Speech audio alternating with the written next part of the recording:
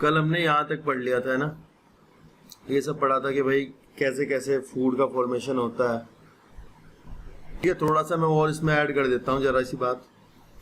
देखो ऐसे होता है कि ये आपका क्या बोलते हैं, ये आपका क्लोरोप्लास्ट है। कल जो हम बता रहे थे ना आपको कि भाई ये हमारा क्लोरोप्लास्ट है, सपोज करो, है ना। और इस क्लोरोप्लास्ट के अंदर हमारी क्या होती है, ग्रेनम होती है, जैसे हमने कल बताया था। तो हम ग्रेनम वाले पार्ट को ना ऐसे कर लेते हैं बड़ा, कि भाई ये हमारा ग्रेनम है, ठीक है। और बाहर जो उसका दूसरा फ्लूइड वाला पार्ट बचा हुआ है उसको कहते हैं स्ट्रोमा, ठीक है। ये तो भाई अब होता क्या है, देखो होता ये है कि इस ग्रेनम वाले पार्ट के पास ना बाहर से वाटर आता है। एटमॉस्फेयर का जो वाटर है ना, मतलब जो सोयल से प्लांट ने वाटर लिया है, वो वाटर आएगा यहाँ, ठीक है, यहाँ पहुंचेगा वो वाटर ना। और आने के बाद क्या होता है, यहीं पर ही सनलाइट आ रही होती है इसके अंदर, यहीं पर ही क्या आएगी, सनलाइट आएगी, ये, ठीक है। तो सनलाइट की प्रेजेंस में ग्रेनम जो होती है, क्योंकि हमने बताया था भाई ग्रेनम जो होती है इसकी किसकी बनी होती है, कल आपको बताया था थैलेकॉइड की बनी होती है। ये सिक्के जैसे स्ट्रक्चर्स हैं ना, जो कॉइन लाइक स्ट्रक्चर्स हैं, जो इनको बोलते हैं थैलेकॉइड। तो थैलेकॉइड के अंदर आपको क्या मिलता है, क्लोरोफिल मिलता है ना। ये तो ये क्लोरोफिल का काम क्या होता है, लाइट एनर्जी को एब्जॉर्ब करने का होता है। इसका काम होता है लाइट एनर्जी को एब्जॉर्ब करना, ठीक है। तो भाई लाइट एनर्जी एब्जॉर्ब होती है ग्रेनम के अंदर और वाटर का मॉलिक्यूल टूटता है, break down of water molecule होता है। इसके ब्रेक डाउन होने से क्या होता है, ऑक्सीजन बाहर निकलती है, O2, ये O2 बाहर निकल जाएगी। और इस वाटर की जो हाइड्रोजन टूटेगी ना, उस वाटर की हाइड्रोजन को ना ये पकड़ लेगा कोई, ठीक है, कोई मॉलिक्यूल है, ये इनऑर्गेनिक मॉलिक्यूल है, ये उसको क्या पकड़ लेगा, वाटर की हाइड्रोजन को कैरी कर लेता है। इसको कहते हैं NADP। ये क्या करेगा, यहाँ से वाटर के हाइड्रोजन को उठाएगा और बन जाएगा NADPH2, ठीक है। और आपकी जो ग्रेनम होती है वो लाइट की जो एनर्जी है ना, जैसे दूसरा पॉइंट लिखा है यहाँ कि conversion of light energy to chemical energy and splitting of water molecule into hydrogen and oxygen. ये लिखा है ना, conversion of light energy to chemical energy and splitting of water molecule into hydrogen oxygen. तो यहाँ यही हुआ है कि जो लाइट की एनर्जी थी ना, उसको तो ATP में कन्वर्ट कर दिया है, light energy converted into ATP, and the water molecule splits down into the hydrogen and the oxygen, and the oxygen comes out into the atmosphere, and hydrogen will carry by this molecule that is called as the NADP। अब क्या है, hydrogen के पास है hydrogen, sorry NADP के पास है hydrogen. तो hydrogen का काम क्या है, हाइड्रोजन का काम हमने कल बताया था आपको कि भाई हाइड्रोजन का काम होता है, जो आपका वाटर होता है ना, जो आपका हाइड्रोजन, जो आपकी कार्बन डाइऑक्साइड होती है ना, जो एटमॉस्फेयर से आती है, उस कार्बन डाइऑक्साइड का रिडक्शन इसका काम होता है। CO2 जो एटमॉस्फेयर से आती है ना, उसका रिडक्शन करना होता है। रिडक्शन करने का मतलब रिड्यूस करना होता है उसको, ठीक है। तो वो CO2 जो यहाँ पर आ रही है, ये उसको रिड्यूस करता है। यहाँ आपका जो स्ट्रोमा वाला पार्ट है ना, ये स्ट्रोमा वाला पार्ट, इसके अंदर एक रिएक्शन चल रही होती है, यहाँ पर केमिकल रिएक्शंस लगातार चल रही होती है, जिनको हम बोलते हैं डार्क रिएक्शन। पूरे प्रोसेस को बोलते हैं डार्क रिएक्शन, ठीक है। या फिर एक साइंटिस्ट थे जिन्होंने इसे ढूंढा था, उनका नाम था केल्विन, उनके नाम पे है केल्विन साइकिल। तो भाई केल्विन साइकिल में क्या होता है, कोई कंपाउंड A होता है वो B में बदल रहा होता है। अभी के लिए तुम इतने जान लो, B कोई चीज होती है वो C में कन्वर्ट होती रहती है, C D में, और फिर ये वापस से इसमें। लेकिन इसी के साथ साथ इसमें बाहर से कार्बन डाइऑक्साइड ऐड होती रहती है और फूड बनता रहता है। और इधर से जो हमारा जो NADPH2 था ना, ये इसमें जाके यूज होता रहता है। यूज होने का मतलब ये है कि जो हमारा NADP है ना, इसके पास हाइड्रोजन है, तो ये क्या करता है, अपनी हाइड्रोजन को इसको दे देता है यहाँ पर, और जो एटमॉस्फेयर की कार्बन है ना आपकी, इसका रिडक्शन कर देता है, इसको रिड्यूस कर देता है। तो एटमॉस्फेरिक कार्बन रिड्यूस होती है किसकी सहायता से, किसकी हेल्प से, इस हाइड्रोजन की हेल्प। और ये एनर्जी जो है ATP की, ये भी इसमें यूज होती है, ठीक है। तो ये समझ रहे हो क्या हुआ है, यहाँ से जो हाइड्रोजन गई थी वो हाइड्रोजन यहाँ पे यूज हो गया और NADP निकल गया वापस, ATP गया था, इसने अपनी एनर्जी दे दी, यानी एक फॉस्फेट तोड़ी और एनर्जी दी और ADP बन गया। फिर वापस से ADP जो है वापस से ATP बनेगा और ये लगातार चलता रहता है ऐसा। ये आपका ग्रेनम वाला पार्ट है। तो यहाँ से आपसे क्वेश्चन बन जाता है कि बताओ भाई वाटर का मॉलिक्यूल कहाँ पर टूटता है, तब आप बता दो कि भाई वाटर का मॉलिक्यूल तो टूटता है कहाँ पर, ग्रेनम में टूटता है, और उसके टूटने से क्या बनती है, ऑक्सीजन बनती है, ये बता दोगे, ठीक है। और आपसे पूछेंगे ATP कहाँ बनता है, तो वो ग्रेनम से बनता है। एनर्जी, लाइट की एनर्जी कौन एब्जॉर्ब करता है, तो वो ग्रेनम करती है। NADPH2 क्या है, तब आप कहोगे रिड्यूसिंग पावर है। क्या है, रिड्यूसिंग पावर, क्योंकि NADPH2 के पास क्या है, हाइड्रोजन है, और हाइड्रोजन क्या कर सकती है, रिडक्शन कर सकती है, और हमें वही करना है। थर्ड स्टेप लिखा है reduction of carbon dioxide to the carbohydrate, यानी कार्बन डाइऑक्साइड जो एटमॉस्फेयर की होती है ना, उसका हमें क्या करना होता है, रिडक्शन करना होता है, और रिडक्शन के बाद जो बनता होता है हमारा वो फूड बनता होता है। तो यहाँ NADPH2 इसलिए हमारा क्या कहलाता है, रिड्यूसिंग पावर कहलाता है। ये किसी का भी रिडक्शन कर सकता है। तो हमें लाइट रिएक्शन से दो चीजें मिलती हैं, ATP और रिड्यूसिंग पावर। एक तो हमें ATP मिलता है, दूसरा मिलता है रिड्यूसिंग पावर, ठीक है ना। तो ये थोड़ा ध्यान रखना है आपको इस बात का। नेक्स्ट देखते हैं। अभी नेक्स्ट इन्होंने बताया कि भाई कुछ जो प्लांट होते हैं, जैसे कि लिखा है इन्होंने यहाँ पर, for example desert plant take up carbon dioxide at night and prepare an intermediate which is acted upon by energy absorb by the chlorophyll during the day. देखो ऐसा है, सपोज करो कि भाई तुम्हारी ये लीफ है, इधर मैं बना रहा हूँ यहाँ पर ना, यहाँ, ठीक है, यहाँ तुम्हारी लीफ का सेक्शन है। एक सेकेंड, ये लीफ की एपिडर्मिस है, बाहर की लेयर है,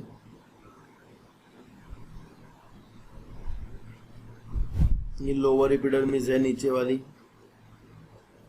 नीचे की लेयर, इसमें स्टोमेटा है, ऐसा है। तो भाई, और इसके अंदर लीफ के अंदर ये जो सेल जो ऊपर बताई थी कल, मीजोफिल सेल्स हैं, ये भरी हुई है यहाँ पर। तो हम ऐसा बना देते हैं कि भाई ये इसके अंदर कई सारी सेल्स हैं, मीजोफिल सेल्स ऐसे, इनके अंदर क्लोरोप्लास्ट है यहाँ पर, ठीक है। यहाँ पर फूड का फॉर्मेशन चल रहा होगा, लेकिन मुद्दा की बात तो ये है ना कि भाई जो तुम्हारी गैसेस हैं, यानी कि जैसे CO2 है, तो CO2 तुम्हारी एटमॉस्फेयर से आनी है ना, तो वो तो यहाँ आएगी ना भाई। CO2 तुम्हारी कहाँ से आनी है, एटमॉस्फेयर से आनी है। तो एटमॉस्फेयर से आनी है तो इसका मतलब कहाँ से पहुँचेगी, यहाँ से पहुँचेगी, स्टोमेटा से पहुँचेगी।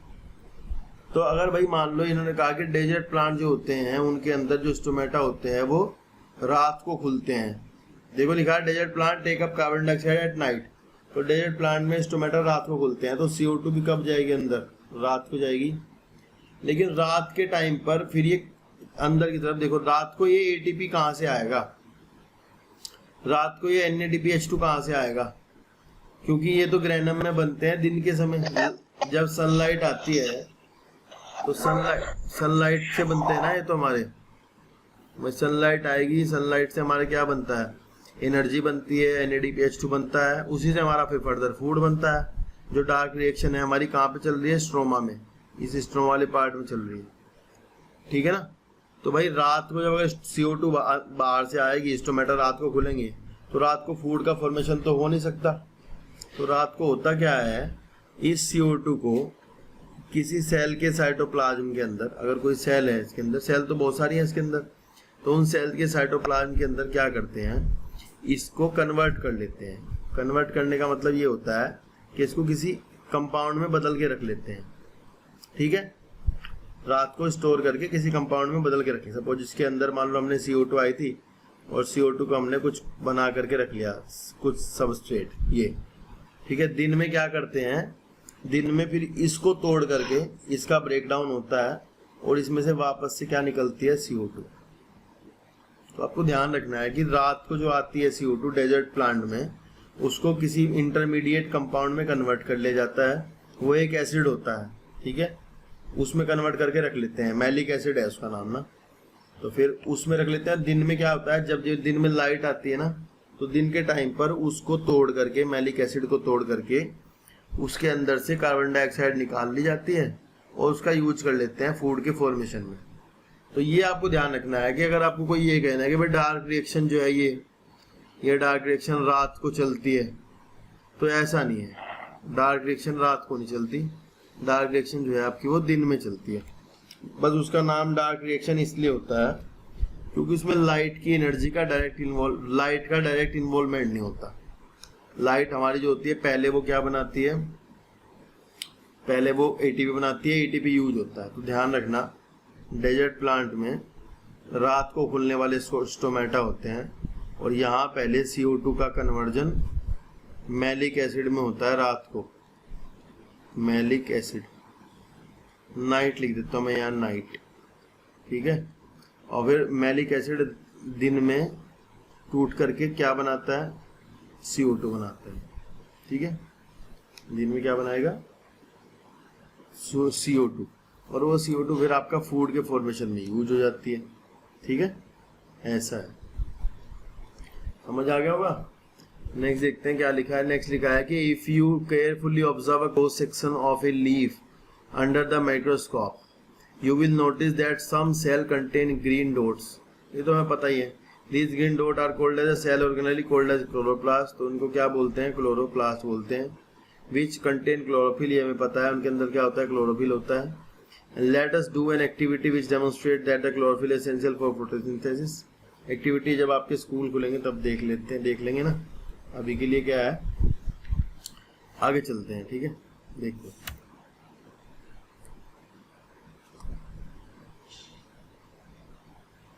नेक्स्ट पेज पर हमें ऊपर मिलेगा स्टोमेटा के 2 डायग्राम बने हुए, ठीक है। इनमें आपको ये बताया जाएगा कि कैसे स्टोमेटा खुलते हैं, कैसे बंद होते हैं। क्यों बढ़ाया जा रहा है आपको यहाँ पर ये, क्योंकि स्टोमेटा जो खुलेंगे तभी उसी से स्टोमेटा के अंदर से ही आपकी क्या निकलेगी, बाहर निकल के आएंगी कौन, गैसेस, और या O2 और या CO2 अंदर जाएगी। यानी स्टोमेटा परफॉर्म द फंक्शन ना, कि स्टोमेटा का ये फंक्शन है कि CO2 अंदर जाती है और O2 बाहर निकल के आती है। तो हमें यहाँ जानना है कि भाई किस तरह से CO2 और O2 जो है आपस में, मतलब किस तरह से CO2 और O2 जो है वो एक्सचेंज होती है, किस तरह से स्टोमेटा खुलता बंद होता है। तो ये आपके सामने 2 पोर दिखाए गए हैं, एक बंद वाला एक खुले वाला।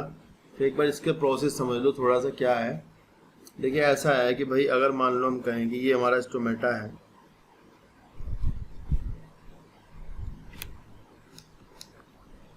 ये स्टोमेटा की गार्ड सेल होती है, क्या होती है, गार्ड सेल। इसका गार्ड सेल का काम होता है कि ये पोर जो होता है ना उसको दरवाजा की तरह काम करती है।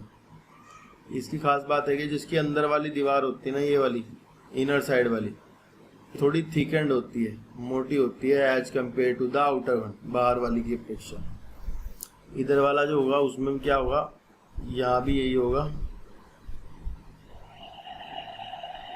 कि गार्ड सेल होगी, kidney bean shape guard cell होती है। इसमें क्या होगा कि इसके अंदर ये इनर वाली वॉल इसकी भी मोटी होती है, बाहर इसके क्या होती हैं, सब्सिडियरी सेल्स होते हैं। ये बाहर की तरफ क्या है, सब्सिडियरी सेल्स हैं, ठीक है। सब्सिडियरी सेल्स का काम क्या होता है, ये इसको गार्ड सेल को सपोर्ट करती होती हैं और कवर करके रखती है यहाँ से ऐसे, ठीक है।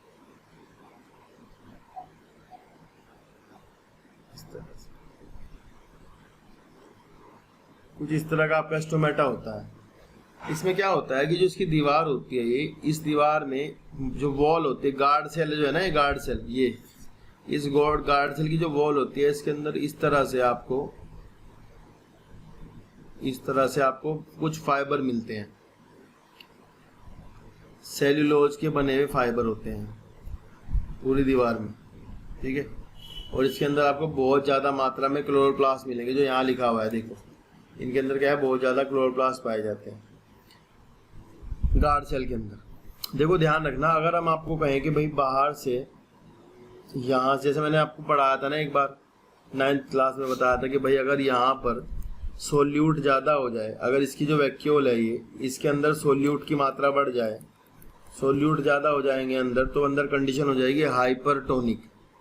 तो दिन के समय जो गार्ड सेल की वैक्यूल है ना, उसके अंदर सोल्यूट की मात्रा बढ़ जाती है, दिन के समय गार्ड सेल की वैक्यूल में सोल्यूट की मात्रा बढ़ जाएगी, और जब इसमें सोल्यूट की मात्रा बढ़ जाती है ना तो बाहर से पानी ले लेता है अंदर।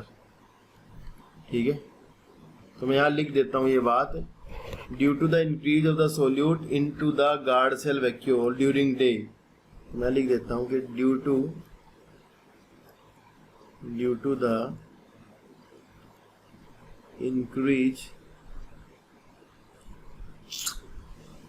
increase of the solute in vacuole of guard cell, a hypertonic condition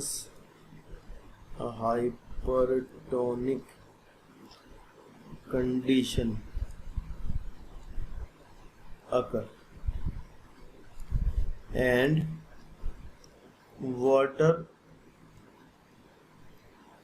follow the gradient। Gradient का मतलब होता है अगर अंदर ज़्यादा कम वाटर है और बाहर ज़्यादा वाटर है तो वाटर क्या करेगा, बाहर से अंदर जाएगा and get inside the guard cell. ठीक है ना, तो वाटर तुम्हारा जो है वो अंदर घुस जाएगा। अंदर जब वाटर जाएगा तो आपको क्या लगेगा, आपके हिसाब से आपको लगेगा कि भाई ये सेल फूल जाएगी दोनों और स्टोमेटा बंद हो जाएगा। पर होता ये है कि जब ये पानी अंदर जाता है, वाटर अंदर जाता है, तो होगा ये कि अंदर वाली जो सेल होती है ना, ये जो फूलती है, क्योंकि अंदर वाली तो मोटी लेयर है, थिकंड वाली लेयर, तो बाहर वाली सेल जो है वो बाहर की तरफ जाना शुरू करती है। और इसमें ये फाइबर होते हैं ना जो ये वाले, ये क्या करते हैं, इसको अंदर वाली को भी अपनी तरफ खींच लेते हैं और स्टोमेटा खुल जाता है। ठीक है ना, बात समझ आई। पानी अंदर जाएगा, अंदर जाने पर क्या होगा, वैक्यूल में भरेगा और फिर ये जो वॉल है इसकी बाहर की तरफ बढ़ना शुरू हो जाएगी, और बाहर की तरफ बढ़ना शुरू हो जाएगी तो होगा ये कि जो इनर वॉल है ये बाहर की तरफ खींची चली जाएगी, उसके साथ में खींचती चली जाएगी और आपका स्टोमेटा खुल जाएगा। तो ध्यान रखना है, पानी भरने पर ना स्टोमेटा खुलता है। बच्चों को ऐसा लगता है कि जब इसमें पानी भर जाएगा तो स्टोमेटा बंद हो जाएगा, जो कि एक गलत बात है। पानी भरने पर, ठीक है, पानी भरने पर स्टोमेटा खुल जाएगा, पानी भरने पर स्टोमेटा बंद नहीं होगा, खुल जाएगा। ठीक है, तो ये गलती ना हो, आपसे ध्यान रखना है इस बात का नाम। ठीक है, नेक्स्ट हमारा पॉइंट है, एक बार इसको थ्योरी को देख लेते हैं क्या क्या यहाँ पर लिखा हुआ है थ्योरी में। Now let us study how the plant obtain carbon dioxide, कैसे ऑब्टेन करते हैं प्लांट कार्बन डाइऑक्साइड को। लिखा in class 9th we had talked about stomata in which are tiny pores present on the surface of the leaves. Massive amount of gases exchange takes place in the leaf through these pores for the purpose of the photosynthesis. ठीक है ना, तो यहाँ से CO2 वगैरह gases exchange होता है। सवाल आएगा गैसेस एक्सचेंज कहाँ से होता है, तो आप बता देंगे कि भाई थ्रू द स्टोमेटा। फिर लिखा है but it is important to note here that exchange of gases occur across the surface of stem, roots and the leaves have since large amount of water can also be lost through these tomato. तो एक point यहाँ पर लिखा है, देखो ध्यान रखना आपको कि जो आपका जो प्लांट होता है ना, वो आपका अपनी खुद की हर एक चीज की खुद की टेक केयर करता होता है। ठीक है, एक सेकंड रुकना। तो ये ध्यान रखना कि आपको यहाँ ध्यान रखना कि भाई आपके जो प्लांट होते हैं ना, उसमें आपके प्लांट में हर एक जो पार्ट होता है प्लांट का, वो अपनी खुद की केयर खुद करता है। मतलब कि अगर आपके जो प्लांट की बात करते हैं स्टेम की ना, तो स्टेम अपनी खुद की लेता है। स्टेम अपना खुद का क्या बोलते हैं, ऑक्सीजन गैस खुद लेता है, और रूट उसकी खुद की गैसेज एक्सचेंज करती हैं। ऐसा नहीं होता कि भाई रूट जो है उसको अलग से भेज रही होती है। मतलब ऐसा नहीं है कि भाई लीव्स जो है वो बाहर से O2 लेती हैं और वो पूरे प्लांट को ट्रांसफर कर रही होती हैं। तो ये यहाँ लिखा है कि भाई हर एक पार्ट जो है प्लांट का अपना खुद का खुद देखता है, जबकि ज्यादा अमाउंट जो होता है वो स्टोमेटा के थ्रू ही होता है। And the plant close these pore when it does not need carbon dioxide in photosynthesis. तो प्लांट क्या करते हैं, इन स्टोमेटा को बंद कर लेते हैं जब उनको CO2 वगैरह नहीं चाहिए होती है। और यहाँ पे इन्होंने एक लाइन में बता दिया कैसे खुलते हैं कैसे बंद होते हैं। लिखा है the opening and closing of the pore is a function of the guard cell and the guard cell swells when water flow into them, guard cell फूल जाती हैं जब इनमें वाटर भर जाता है, ठीक है ना, and causing the stomatal pore to open, stomatal pore को ओपन कर देती है। Similarly the pore close if the guard cell shrink, तो इसी तरह जब गार्ड सेल श्रिंक कर जाती हैं, छोटी हो जाती हैं, तो आपका जो पोर है वो बंद हो जाता है। ये आपको ध्यान रखना है बात, ठीक है। नेक्स्ट देखते हैं क्या है।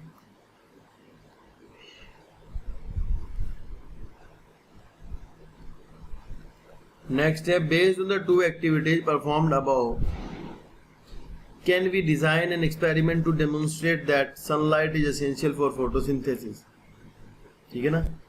लिखा है based on similarities to activities, जो ऊपर बताई गई है ना, तो इनमें बताया गया एक्टिविटी में कि भाई अब एक्सपेरिमेंट करके कि सनलाइट जरूरी होती है फोटोसिंथेसिस के लिए, ये एक्टिविटी में आप करके देख लेंगे। नेक्स्ट लिखा है कि so far we have talked about the how autotroph meet their energy requirements but they also need other raw material for building their body, तो मतलब यहाँ कुछ चीजें आपको बताई गई हैं कि जो कि एक्स्ट्रा और प्लांट को चाहिए होती हैं जो अपनी बॉडी बनाने के लिए, मतलब बॉडी फॉर्मेशन के लिए। यहाँ लिखा है water use in the photosynthesis taken from the soil by the root in the terrestrial plant, तो वाटर जो है आपका वो रूट से लेते हैं plant. Other material like nitrogen, phosphorus, iron, magnesium are taken from the soil, तो ये सब भी चाहिए होता है प्लांट को। नाइट्रोजन के लिए थोड़ी सी बात यहाँ लिखी है, इससे क्वेश्चन क्रिएट हो जाएगा कि भाई नाइट्रोजन जो है वो किस फॉर्म में एब्जॉर्ब होता है, यहाँ इन्होंने दे रखा है ऐसा। यहाँ लिखा है कि nitrogen essential element use in synthesis of protein and the other compound. ये क्वेश्चन तो ये है कि नाइट्रोजन किसको बनाने में काम आता है, प्रोटीन को, और बहुत सारे सामान है उनको।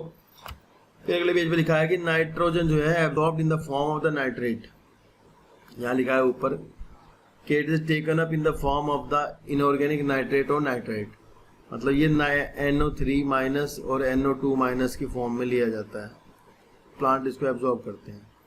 और it is taken up as the organic compound which have been prepared by bacteria from atmospheric nitrogen, ठीक है ना। तो ये कुछ बैक्टीरिया क्या करते हैं, एटमॉस्फेरिक नाइट्रोजन को फिक्स करते हैं, उसको प्लांट ले लेते हैं, ठीक है। नेक्स्ट है आपके पास हेट्रोट्रॉपिक न्यूट्रिशन। हेट्रोट्रॉपिक न्यूट्रिशन वो होता है जो कि बने बनाए खाते हैं, यानी कि मतलब अगर हमारी बात करें हम, तो हम कैसा न्यूट्रिशन करते हैं, हम हेट्रोट्रॉपिक न्यूट्रिशन करते हैं, हम हेट्रोट्रॉप्स हैं, यानी कि हमारे लिए प्लांट फूड बनाते होते हैं और उसका हम यूज करते होते हैं, ऐसा है। यहाँ लिखा है each organism is adapted to its environment, हर एक ऑर्गेनिज्म जो है वो अपने एनवायरनमेंट के लिए अडेप्टेड है। The form of the nutrition differ depending is on the type of availability of food material as well as how it obtained by the organism.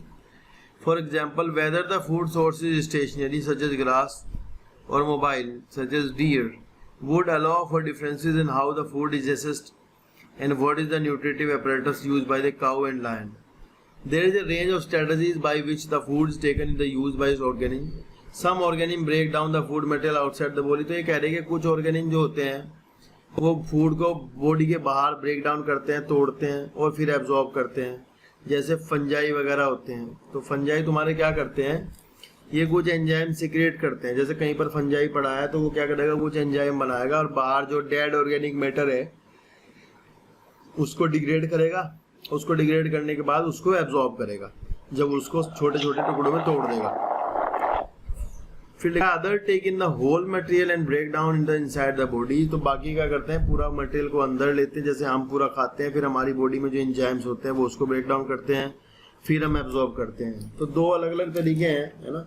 एक तो फंजाई वगैरह है जो बाहर से एंजाइम निकालते हैं सरफेस पर और उसको डिग्रेड करते हैं, फिर एब्जॉर्ब करते हैं, और एक हम क्या करते हैं, हम डायरेक्टली एब्जॉर्ब करते होते हैं, मतलब डायरेक्टली खा रहे होते हैं पूरा, और फिर उसके बाद उसे डाइजेस्ट कर रहे होते हैं, मतलब हमारे अंदर एंजाइम उसको तोड़ते हैं, फिर हम एब्जॉर्ब करते होते हैं। यानी क्या, what can be taken in and broken down depend on the body design and functioning. Some other organism derive nutrition from plant और एनिमल विदाउट किलिंग देम। कुछ जो होते हैं पैरासाइट्स होते हैं, पैरासाइट्स का मतलब होता है कि बस वो मारते तो उनको है नहीं, किल तो करते ही नहीं है, और आराम से जो है उसके ऊपर बैठे रहते हैं और खाते रहते हैं, ठीक है। तो द पैरासाइट लिखा, this parasitic nutritive strategy use by the wide variety of organism like कुस्कुटा।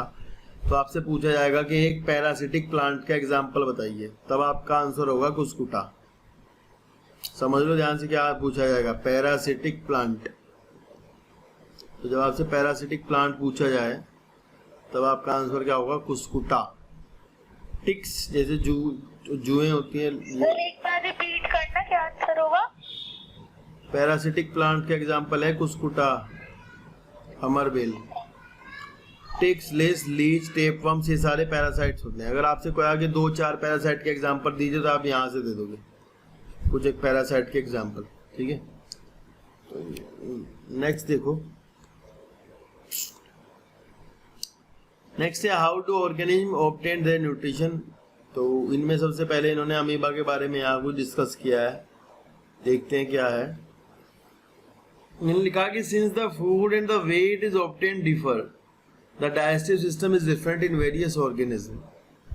Since the food is the way is obtained differ, the digestive system is different in various organisms. सबके अंदर digestive system भी अलग अलग तरीके का होता है। In single cell organism, the food may be taken in by the entire surface.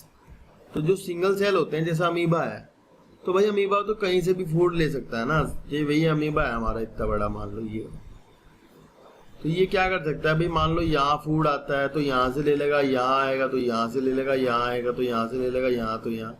तो आप तो नहीं ऐसा कर सकते ना। आप हमारे मतलब हमें एक स्पेशली हमारे माउथ है, वहां से हम फूड एब्जॉर्ब कर सकते हैं, ठीक है ना। तो ये बात है, जहाँ लिखा है कि जो सिंगल सेल होते हैं they have taken in the entire surface, but as the complexity of the organism increase, जैसे जैसे ऑर्गेनिज्म जो है वो कॉम्प्लेक्स होते जाएंगे तो different part become specialised to perform different function. उसी तरह क्या होगा, डिफरेंट पार्ट जो होंगे वो डिफरेंट फंक्शन करने में डिफरेंट पार्ट बॉडी के डिफरेंट फंक्शन परफॉर्म करना शुरू करेंगे। फॉर एग्जांपल देखो अमीबा में क्या होता है, मान लो ये यहाँ से फूड है, ठीक है, या फिर हम कह देते हैं सॉलिड पार्टिकल है कोई, ये क्या करता है अमीबा, सॉलिड पार्टिकल को एब्जॉर्ब कर लेगा, यहाँ ले लेगा या यहाँ से अंदर ले लेगा और इसके चारों तरफ एक मेम्ब्रेन बना देगा, कवरिंग बना देगा, ठीक है, ऐसा यहाँ पे इसकी चारों तरफ एक कवरिंग बना देगा, ठीक है। फिर क्या होगा, ये यहाँ जाएगा कवरिंग, इसके अंदर क्या होता है, लाइजोसोम होता है। सपोज करो यहाँ क्या है, लाइजोसोम, ठीक है। तो भाई लाइजोसोम क्या करेगा, इसके साथ मिल जाएगा ये यहाँ पर, और लाइजोसोम के अंदर जो भरे हुए एंजाइम्स होते हैं ना, वो उसको डाइजेस्ट करना शुरू कर देते हैं फूड को, ठीक है। इसको तो ये इसको बॉडी को इसको बोलते हैं अपन। इसके बाद क्या होगा, यहाँ जो बचेगा जो काम का होगा उसको तो सेल रख लेगी, और जो बचेगा उसको बाहर निकाल देते हैं, इजेशन आउट कर देते हैं। तो क्योंकि ये सिंगल सेल है, इनको ज़्यादा कुछ तो करना नहीं होता, बाहर से जो है उसको तोड़ लिया, डाइजेस्ट कर लिया, खत्म करा, ठीक है ना। होता है यहाँ भी इंट्रा सेलुलर डाइजेशन, यानी सेल के अंदर डाइजेशन हो रहा है।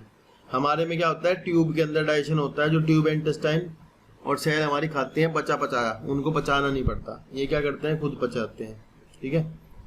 तो यहाँ लिखा है कि भाई for example amoeba take in food using the temporary finger like extension, जो इसके फिंगर लाइक एक्सटेंशन होते हैं इनको हम कहते हैं स्यूडोपोडिया, ठीक है ना, स्यूडोपोडिया कहते हैं। और इसमें लिखा है कि भाई फूड पार्टिकल की फूड वैक्यूल बना लेते हैं, तो अंदर जब ये आएगा तो ये क्या बना लेगा, एक फूड वैक्यूल बना लेगा, ठीक है। इसको हम कहते हैं फैगोसोम, क्या कहते हैं, फैगोसोम, फूड वैक्यूल को। And inside the food vacuole complex substances are broken down into simpler ones which one then diffuse into the cytoplasm, जो डाइजेशन के बाद साइटोप्लाज्म में भेज देते हैं। रिमेनिंग जो होता है बचा हुआ उसको एक्सोसाइटोसिस करके बाहर निकाल देते हैं, ठीक है। एंड इन पैरामीशियम, यहाँ से खत्म हो जाता है। पैरामीशियम में क्या होता है, which is also unicellular organism, the cell is a definite shape and food is taken a specific spot, उसको बोलते हैं cytostome. Food is removed to the spot by the movement of cilia which cover the entire surface of cell. तो जो आपका amoeba होता है उसमें क्या होता है, सपोज करो ऐसा अमीबा है आपका, ये इसमें क्या होता है, यहाँ पर एक स्पेशल स्पेस है, जगह है, ये यहाँ इसके नीचे यहाँ तक यूं यहाँ आता है फूड साइटोस्टोम में, और फिर इसके नीचे होता है गुलेट, उसमें वहां डाइजेशन होता है गुलेट के पास, ठीक है। ये होता है साइटोस्टोम। तो हम ये सिंगल सेल ही है, पैरामीशियम पर ये ऐसा नहीं हर जगह से नहीं ले सकता। इसमें क्या है, स्पेशल पॉइंट है।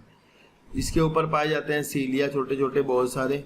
ये सीलिया क्या करते हैं, इनके मूवमेंट के कारण क्या होता है, फूड जो है इस पोजीशन पर लाया जाता है, इस पॉइंट पर, और फिर ये इसमें अंदर ले लिया जाता है सेल के, और फिर इसके अंदर इसका डाइजेशन हो जाता है। ठीक है, ऐसा करते हैं सिंगल सेल ऑर्गेनिज्म जो होते हैं ये वाले। तो कल फिर हम यहाँ से न्यूट्रिशन ऑफ ह्यूमन बींग्स को शुरू करेंगे। ठीक है, आज तुम यहीं तक पढ़ोगे।